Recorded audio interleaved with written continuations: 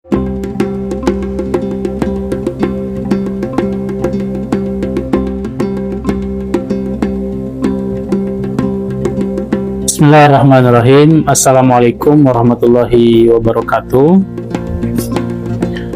Alhamdulillahilladzi arsala rasulahu bil huda wa dinil haq liyudhhirahu 'ala dini kullihi wa kafa billahi syahida. Asyhadu an la ilaha illallah wa asyhadu anna Muhammadan abduhu wa rasuluhu alladzi la nabiyya ba'da. Puji syukur kepada Allah Subhanahu wa taala atas limpahan rahmat dan hidayahnya. Kita diberikan nikmat sehat dan kesempatan sehingga kita bisa bertemu dan bersilaturahmi, bertatap muka, insya Allah dalam rangka kajian keumatan DPD PKS Kabupaten Bandung Barat pada sore hari ini, hari Sabtu tanggal 23 Mei tahun 2026 di kantor DPD PKS Bandung Barat. Salawat dan salam tetap tercurah limpah kepada junjungan kita, kudu hasanah kita Habibana wa Nabiyana Muhammad Sallallahu Alaihi Wasallam, juga untuk keluarganya, para sahabatnya, para tabiin, hingga kepada umatnya yang senantiasa patuh dan taat hingga di zaman. Baik, kita pada kajian keumatan sore hari ini, kita akan mengangkat atau akan membahas berkaitan dengan ormas Islam di Indonesia, yakni Hidayatullah. Alhamdulillah hadir di tengah-tengah kita Ustadz Afan Falas, SPD, Ketua Hidayatullah Kabupaten Bandung Barat. Selamat datang Ustadz di DPD PKS Bandung Barat. Kemudian hadir juga di tengah kita, membersamai kita, Ustadz Haji Iman Budiman, STHYMAG, Ketua DPD PKS Kabupaten Bandung Barat periode 2025-2030. Tema yang akan kita bahas pada kesempatan sore hari ini adalah berkaitan dengan sejarah dan kiprah ormas Islam, yakni Hidayatullah, dalam berdakwah dan membina umat di Indonesia dan di Bandung Barat. Baik, tadi sudah saya perkenalkan kedua narasumber kita. Tanpa berpanjang lebar, berpanjang kalam, berpanjang kata, saya serahkan dan mungkin pertama dulu ya akan menyampaikan adalah Ustadz Afan dari Ketua Hidayatullah Bandung Barat. Jadi kita dari DPD PKS ini kita ingin mendapatkan atau menambah wawasan keumatan dan kebangsaan kita berkaitan dengan peran ormas Islam secara keseluruhan. Alhamdulillah pada sore hari ini kita ada kesempatan untuk membahas Hidayatullah. Mungkin yang pertama berkaitan dengan sejarah berdirinya Hidayatullah nih, Tat. Bagaimana? Bismillahirrahmanirrahim. Assalamualaikum warahmatullahi wabarakatuh. Waalaikumsalam warahmatullahi wabarakatuh. Alhamdulillahirabbil alamin. Wassalatu wassalamu ala Rasulillah ma ba'du. Yang kami muliakan guru kami, walaupun belum dianggap murid, Ustadz Iman Budiman, Masya Allah. Rasanya baru pertama kali bertemu tapi sudah begitu dekat. Mungkin karena kemiripan postur, saya lebih gemuk, beliau Masya Allah. Alhamdulillah. Perkenalkan, saya Afan Falas, diberikan amanah di DPD Hidayatullah Kabupaten Bandung Barat ini masih 4 bulan, Sat. Baru 4 bulan. Baru 4 bulan ini. Kemarin ketika Rakerwil, kami ditunjuk menjadi Ketua DPD Hidayatullah Kabupaten Bandung Barat. Nah, jadi, dan uniknya di Hidayatullah, rata-rata pengurus tahun sekarang ini ada rejuvenasi, Sat. Jadi muda-muda semua. Kebetulan kami kelahiran tahun 91. Nah, mungkin kalau dari wajah boros ini. Dari wajah 80. Itu jangan diperjelas. Nah, Masya Allah. Alhamdulillah kami memulai masuk di Hidayatullah tahun 2003, tepatnya di Papua. Nah, jadi dialek kami ini masih dialek timurnya masih kental.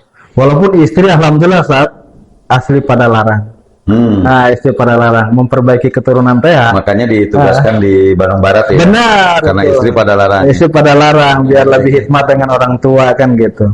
Alhamdulillah di Papua tugas belajar ke Balikpapan di pusatnya Gunung Tembak. Jadi alhamdulillah Hidayatullah ini berasal daripada timur. Kalau rata-rata pesantren organisasi Omar itu kan dari Jawa Barat, dari Barat semua. Ini mah justru Hidayatullah lahir dari timur, yaitu Kalimantan Timur, itu tepatnya di Balikpapan. Tahun 1 Muharram 1933 Hijriah untuk tongkat berdirinya Hidayatullah di pusat Balikpapan, atau bertepatan dengan 5 Februari 1973.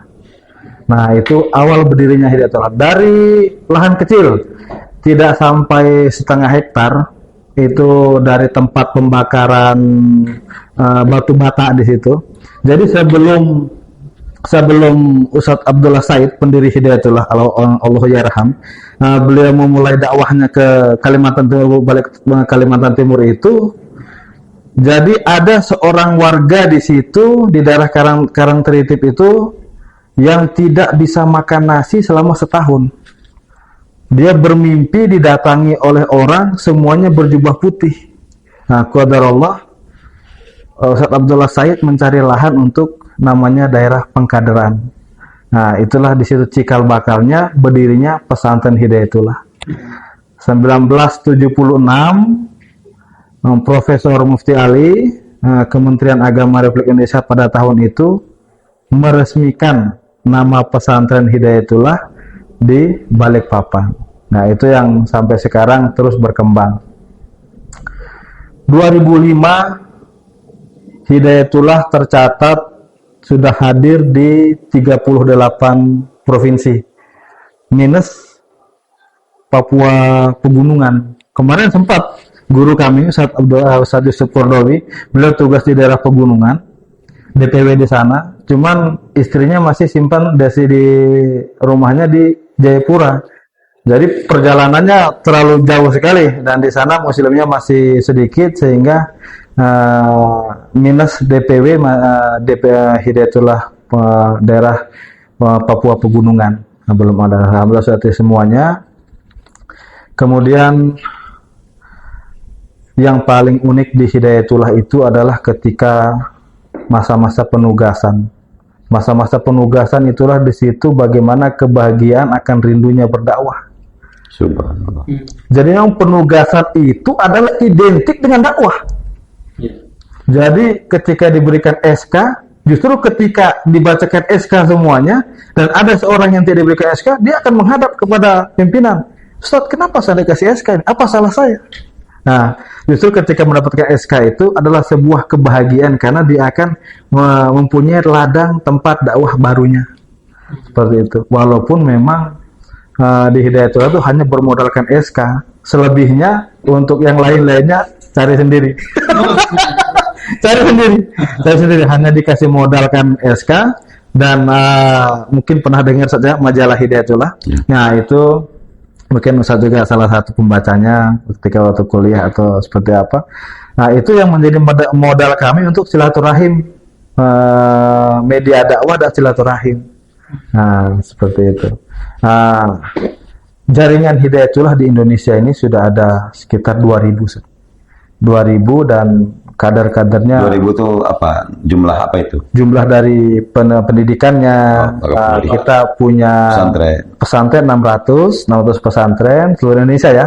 Kemudian 350 sekolah. Jadi kita punya sekolah dari SD sampai dengan perguruan tinggi. Nah, perguruan tinggi di Hidayatullah itu ada ilmu syariah di Balikpapan dengan nama STIS Hidayatullah Balikpapan. Kemudian ada juga di Depok. Ilmu ekonomi. Kemudian ada juga yang menariknya itu pendidikan ulama zuama, bagaimana mencetak pemimpin yang dia zuama ya. Seperti itu. Nah, ini sekelumit tentang berdirinya Hidayatullah. Yang mengawali adalah 5 seorang sahabat dan dijadikan leadernya itu Ustadz Abdullah Said, Allah yarham. Dan yang paling uniknya anak beliau, saudara beliau segala macam tidak ada dikasih jabatan-jabatan yang strategis di Hidayatullah. Jadi tidak turun-temurun seperti itu. Jadi nah tahun dari awal berdiri sampai dengan tahun 2000 itu masih berbentuk orsos. Nah 2000 ke sini baru dia ormas. Nah jadi tahun 2000 baru berbentuk ormas.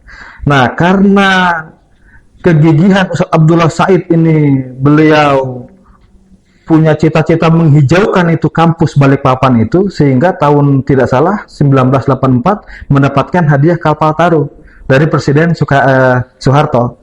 Nah, jadi beliau bagaimana merubah kawasan yang gersang menjadi hijau. Nah, sekarang kawasan di Balikpapan itu dari pertamanya tidak sampai 1 hektar, sekarang kalau tidak salah kami ingat kemarin kami juga mendampingi arsitek itu 300 hektar sekarang di Balikpapan. Dan itu semuanya bermodalkan bismillah. Nah, bismillah. Nah, seperti itu Ustaz, Masya Allah. Luar biasa. Masya Allah. Luar biasa sejarah berdirinya. Kalau berkaitan dengan visi misi, kemudian prinsip gerakan, mungkin ada tambahan. Betul. Visi misi Hidayatullah ini adalah membangun peradaban Islam. Jadi semua aktivitas pergerakannya itulah mainstreamnya adalah dakwah dan tarbiyah. Apapun aktivitasnya, dialah berdakwah dengan porsinya masing-masing. Sebagai guru kah, sebagai dosen kah, sebagai insinyur kah, apa sih? Dia adalah di situ nilai-nilai dakwahnya itu. Sebagai nilai-nilai dakwahnya. Nah, mainstream pergerakan Hidayatullah itu adalah menjadikan miniatur peradaban Islam itu. Nah, betul, bukan berarti ingin mendirikan negara di dalam negara lagi. Nah, membangun miniatur peradaban Islam lewat pesantren-pesantren itu. Jadi bagaimana muamalahnya yang baik dan benar secara syariat Islam, bagaimana memuliakan seorang wanita, bagaimana pendidikannya itu kita berbasis tauhid, bagaimana betul-betul dihantarkan untuk akidah yang kuat, sahihul akidah itu yang kuat. Nah, itulah yang menjadi pola pergerakan dakwah itu. Di dakwah di Hidayatullah kita punya yang namanya Posdai, Persaudaraan Dai Hidayatullah Indonesia. Kebetulan kami juga kemarin barusan dilantik jadi ketua Posdai Jawa Barat. Jadi apa ya, kebetulan kami langsung dilantik. Nah, Masya Allah, ada cerita. Kami di kepengurusan ada 7 orang di Jawa Barat ini. Jadi jumlah dai kita di Jawa Barat ini sekitar ada 1.200-an ya. 1.200 yang tersebar di daerah 3T. 3T kita terluar. Terisolir, makanya Masya Allah terdepan. Nah, sering kami tidak jarang juga ketika di daerah-daerah itu sering bersilaturahim dengan teman-teman di PKS ya, saling tukar pikiran, saling menguatkan, saling memberikan. Ya, yang namanya dakwah pasti ada futurnya saja, ada lelahnya juga. Tapi kalau dikuatkan sesama pejuang-pejuang, Masya Allah, alhamdulillah nikmat sekali. Walaupun hanya duduk, hanya liwet, ikan asin, jengkol, sambal, wah rasanya Masya Allah bisa tertawa lepas. Masya Allah. Kapan nih saya boleh? Nah, itu ini. Boleh naik lagi ke? Boleh dong, boleh. Ya, ikan asin itu. Nah, sekarang di At-Taqwa sudah ada Villa Domba. Jadi jangankan, mohon maaf, yang kita bina, domba saja kita muliakan, Pak. Domba aja dimuliakan. Jadi, Masya Allah. Melihatnya kalau ke sana ya, Mas. Nah, uniknya di Bandung Barat ini tahun 2000, kalau tidak salah 2021-2022 ada peristiwa yang menarik, yaitu kader Hidayatullah menikah dengan kader PUI. Dan Masya Allah. Dan nggak kembali ke PUI. Masya Allah. Tapi alhamdulillah masih berada dalam kuadran dakwah. Nah, saya khutbah nikahnya itu. Masya Allah, berarti ketemu waktu itu kan saya Ustaz Abu ada di situ tuh. Iya, yang rombongan Jabar juga hadir semua kan. Masya Allah, luar biasa bisa. Nah, itu sekarang alhamdulillah. Itulah ada kita di Hidayatullah itu namanya sayap pergerakannya di Posdai itu. Kemudian kami juga punya KMH, Korps Mubalik Hidayatullah. Korps Mubalik Hidayatullah. Nah, salah satu pengurusnya kami juga di Jawa Barat itu. Nah, ini kenapa kok banyak sekali ini? Karena memang yang mengambil peran dakwah ini tidak banyak. Tidak banyak. Sehingga satu orang bisa 3, 5, bahkan 7 yang melekat amanah ke dalam dirinya. Nah, ini karena memang yang diambil ini bukan ketika ada amanah, ada amplopnya, tapi memang kita disuruh mengeluarkan amplop ini. Nah, seperti itu. Tidak jarang ketika berdakwah, kiai kami, Ustaz Dadang Abu Hamzah, beliau ketika bercerita kepada kami, Ustaz, Van, besok Ustaz mau ceramah di sana, tapi Ustaz batalkan. Kenapa? Karena jangan sampai dakwah kita itu niatnya itu karena hal lain, bukan karena Allah. Beliau sama sekali di rumahnya aktivitas ekonominya itu sedang Allah uji tidak ada. Nah, ketika ada undangan ceramah, otomatis wah, ini bisa nih kan, ada mungkin nanti jinjingannya ada lah gitu. Tapi karena niat awalnya sudah ke sana, sehingga beliau batalkan. Kenapa dibatalkan? Karena niat beliau tidak mau terganggu dengan. Nah, itu yang kami diajarkan oleh kiai-kiai kami, oleh guru-guru kami, ustaz-ustaz kami, untuk bagaimana menjaga spirit perjuangan dakwah ini. Agar memang yang dari hati itu sampai ke hati. Nah, dari hati sampai ke hati. Nah, seperti itu, Ustaz. Baik, kalau berkaitan dengan pola dan tata kelola organisasi Kak, dari pusat sampai daerah, bagaimana tuh memanage, kan tersebar di pelosok-pelosok begitu. Benar. Ini kita sangat appreciate nih. Wah, ada 38 DPW ya. 1973, 2003 baru jadi ormas Islam, tapi ekspansinya luar biasa. Ini bagaimana tata kelolanya Kak? Ya. Sehingga bisa semasif itu. Jadi memang sami'na wa ata'na. Di Hidayatullah itu tidak boleh meminta amanah.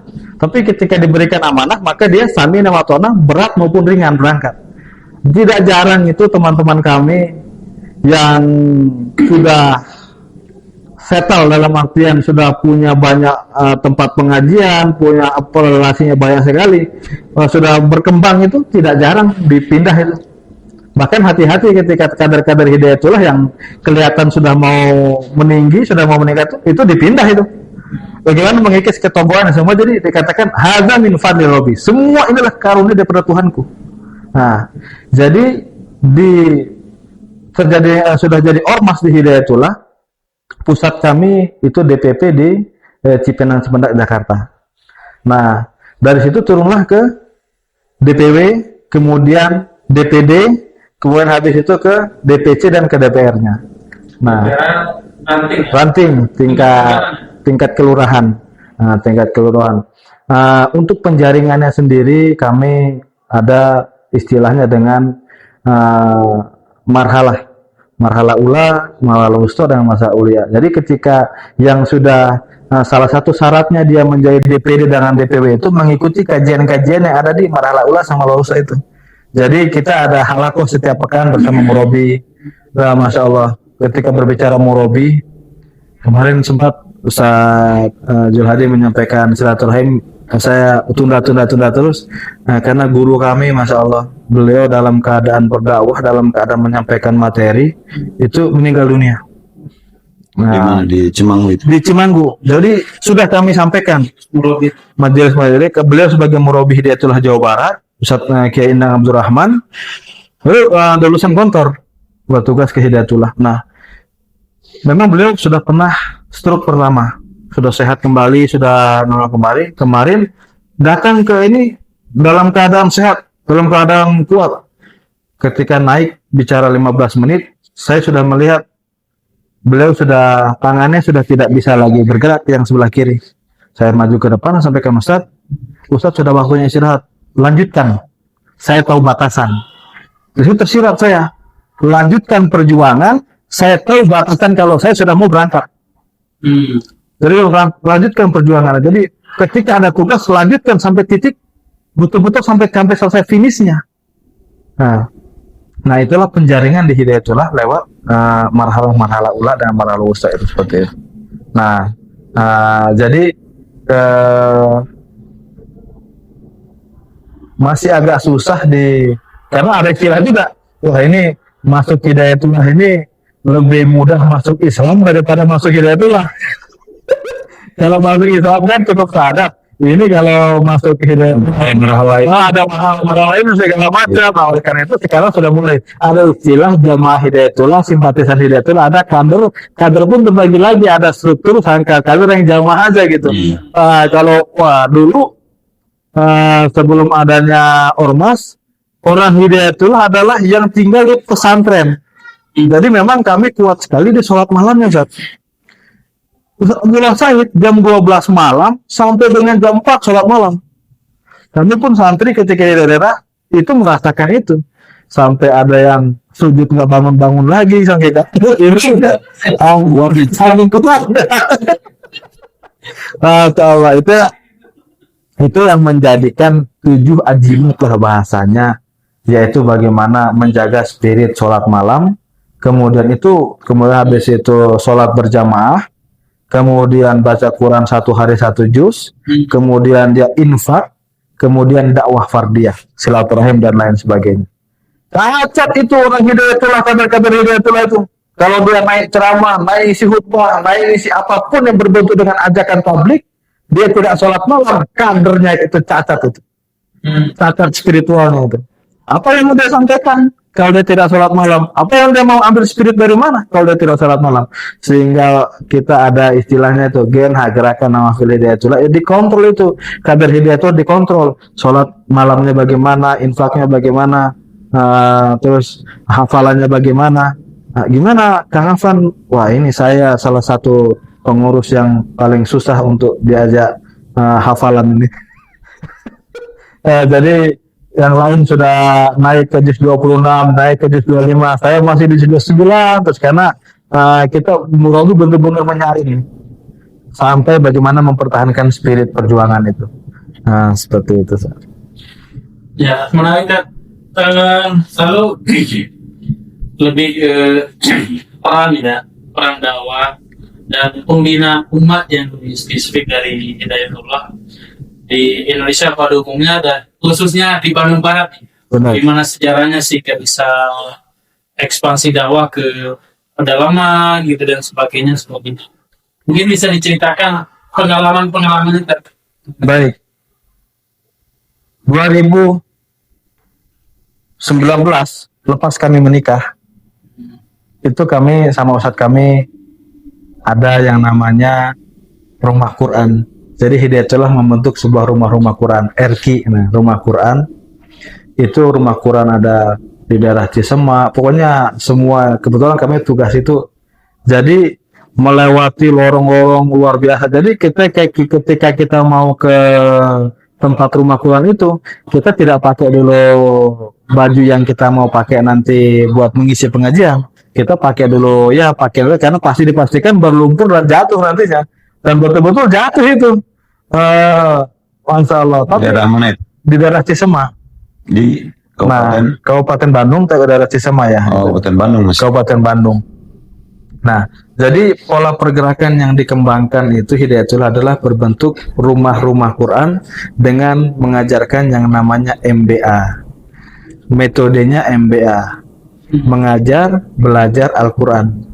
Jadi datang ke majelis ibu untuk ngajar iqra dan terjemah Al-Quran dan lain sebagainya. Metode itu yang metode Grand MBA itu. Sehingga ada nanti pertemuan antara dai-dainya dengan materi yang namanya daurah-daurah MBA itu. Jadi rumah Quran yang kita inginkan. Kemudian ada majelis-majelis Quran, jadi dai-dai turun ke daerah. Kalau di daerah perkotaan rasa-rasanya ustaz sudah banyak semua nih.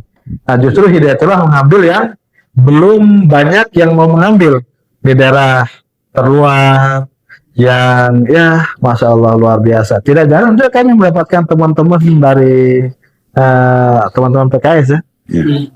Angkatan muda PKS-nya kemudian. Nah bahkan di Hidayatullah Jayapura ketika kami masuk itu saya dilatih oleh kader muda PKS.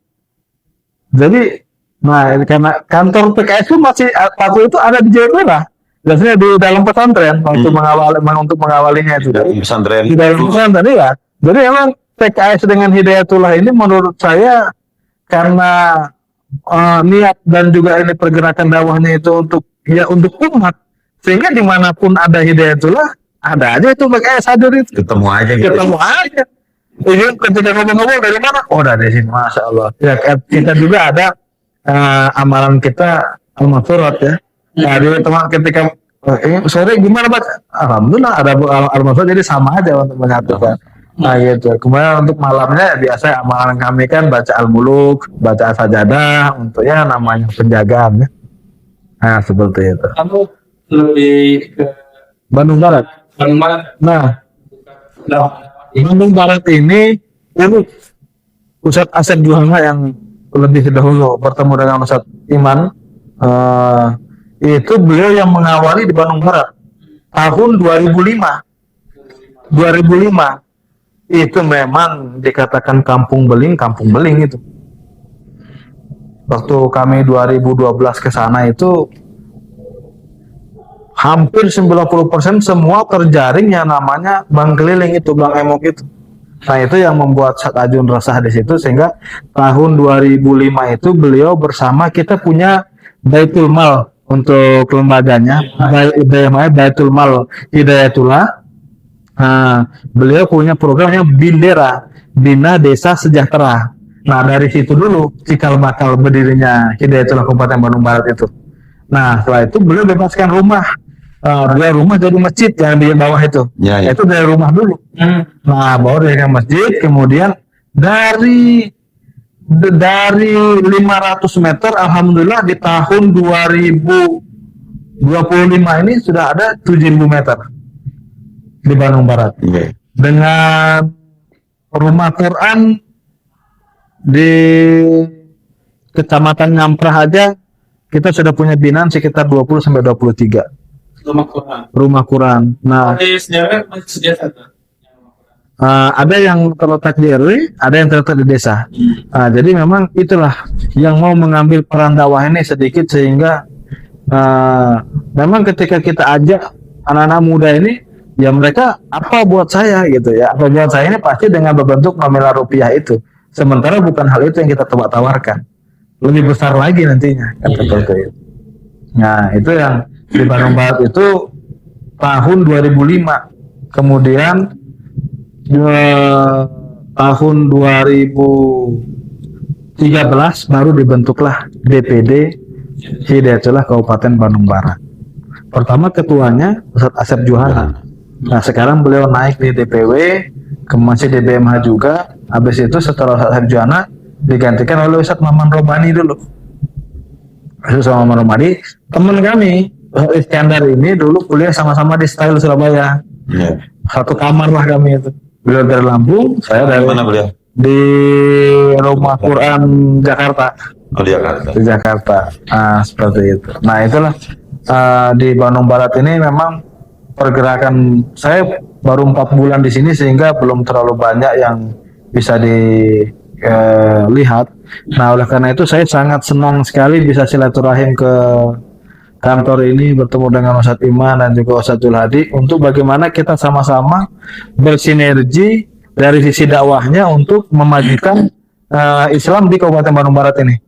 Nah, kami punya lahan yang bisa dijadikan pertanian, ada peternakan dombanya, kemudian kami ada kelompok tani juga, kemudian kami ada majelis-majelis taklim juga. Cuma memang kekurangan kami dari sisi asatidnya atau pembinanya.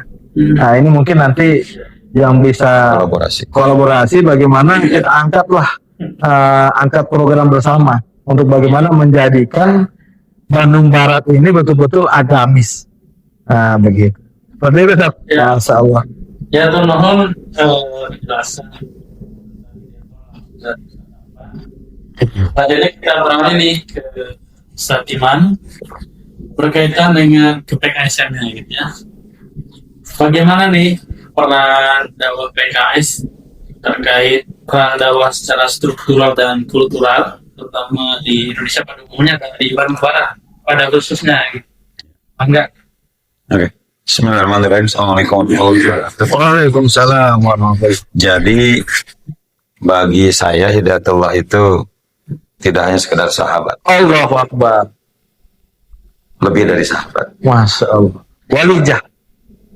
Apapun itu yang penting, saya merasa setiap bertemu berinteraksi dengan rekan-rekan dari Hidayatullah itu serasa kita berada dalam satu keluarga, ya, punya cita-cita yang sama, ada kemiripan pola gerakan tarbiyah dan dakwah itu, dan punya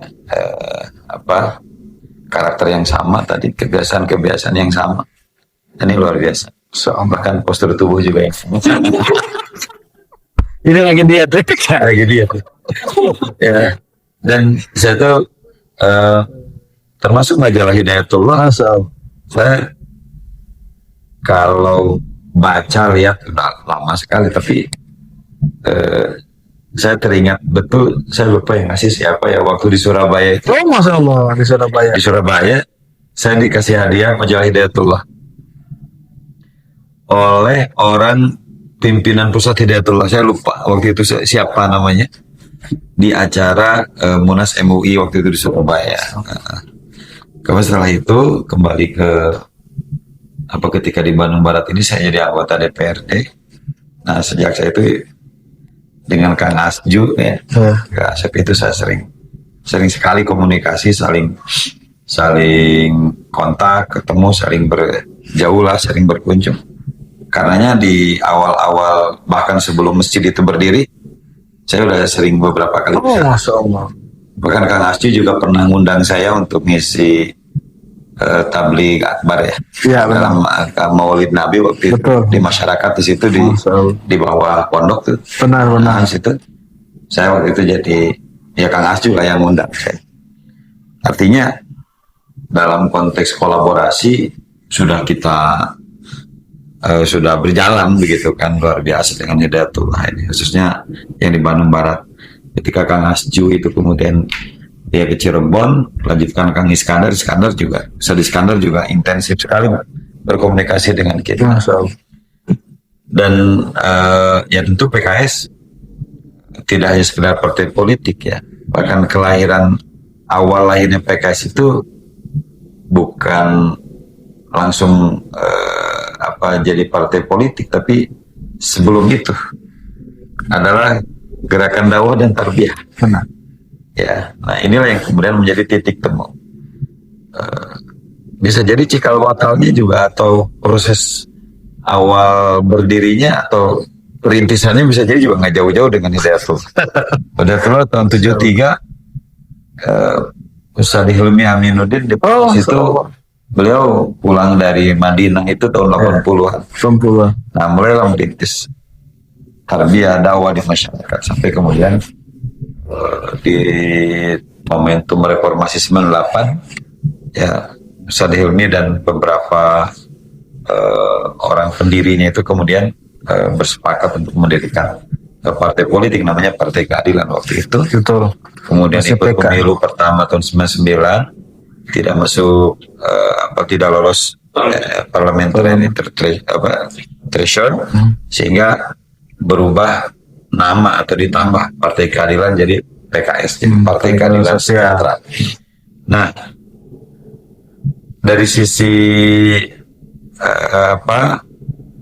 karakter pergerakan dakwah tarbiyah, saya kira tadi sudah terlalu banyak kemiripan dan kesamaan kita. Cuma akhirnya PKS ini kemudian mengambil langkah politik, yang mengambil keputusan bahwa dakwah ini harus masuk ke ranah siasa, ranah politik. Dan tentu PKS ya, ketika dia lahir di Indonesia ini sebagai partai politik, maka tidak bisa tidak kemudian ini harus menjadi bagian dari pemerintahan ya, sehingga dalam banyak momentum di tingkat nasional PKS menjadi bagian dari koalisi pemerintahan, terutama dimulai sejak zaman SBY. Ya, zaman SBY 2 periode itu PKS membersamai Pak SBY. Jadi oposisi itu hanya di era Pak Jokowi saja, dan sekarang di era Pak Prabowo kembali menjadi bagian dari pemerintah. Dan saya kira kiprah politik PKS sudah sangat berserakan, bisa dibaca di mana, tidak perlu saja kan di sini, dan antum juga interaksi dengan PKS juga bukan ini pertama, tapi sudah banyak berinteraksi baik secara langsung dengan kader-kader PKS di Papua sana. Ya, kan? Bahkan ikut Riko. apalagi begitu, udah tulis syahid lah. Nah, artinya bayinana wa bayinakum ya wa lah gitu kan. Nah, jadi tentu ini ketika terjadi kolaborasi yang antara Hidayatullah dan PKS ini sebagai partai politik di tengah-tengah umat, masyarakat dan bangsa ini, tentu ini akan menjadi sebuah kekuatan yang dahsyat atau daya dorong yang dahsyat, semakin tercapainya apa yang menjadi cita-cita dakwah kita, yaitu Ustaziyatul Alam. Kita islamisasi kehidupan. Jadi semakin memberikan warna kepada masyarakat kita, sehingga masyarakat kita menjadi masyarakat yang berperadaban. Betul. Sebagaimana cita-cita membangun peradaban Islam. Islam. Ya, masyarakat yang berperadabannya seperti apa? Dia yang semakin dekat dengan Tuhan. Betul. Masyarakat yang semakin berakhlak, masyarakat yang semakin produktif, masyarakat yang semakin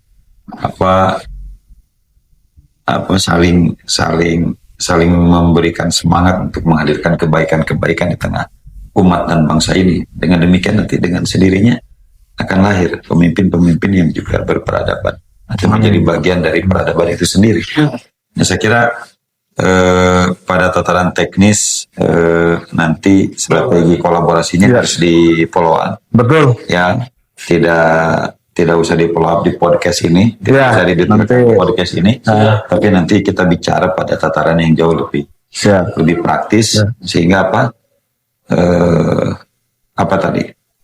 konteks kolaborasi dan sinergitasnya itu betul-betul terbangun. Karena dalam konteks dakwah, Hidayatullah nggak bisa sendirian menyelesaikan PR keumatan yang besar sekali. PKS juga apalagi sendirian.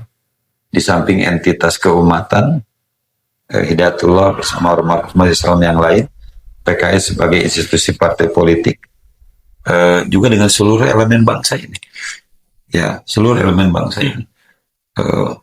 Baik yang judulnya partai politik, ormas Islam, ormas keagamaan, bahkan agama-agama yang lain, hatta. Benar. Ya, dan lain sebagainya. Nah, ini kolaborasi terus terbangun dalam konteks kebangsaan. Betul. Nah, dalam konteks kerja-kerja dakwah dan keumatan, nanti kita detailkan dalam tataran yang lebih praktis, insya Allah. Dan kita bisa mulai dari saya nanti berkunjung ke Papua, kita ngaliwat bersama. Itu intinya tuh. Tuntaskan di meja ya itu. Lanjutkan nanti. Domba, kolak ada semuanya. Pokoknya cabenya ada di situ. Tinggal garamnya yang kita ambil dari ya. Pokoknya semua. Garamnya saya yang bawa. Jadi kalau podcast udah cukup lah, ini udah saya juga kan bukan pertama kali kita ketemu dengan Hidayatullah. Tinggal semakin kokohkan, kita kuatkan dalam tataran praktis apa yang bisa kita saling kolaborasi, dan kita akan mulai dari masih lewat itu. Nah, kita aja ya, terima kasih pada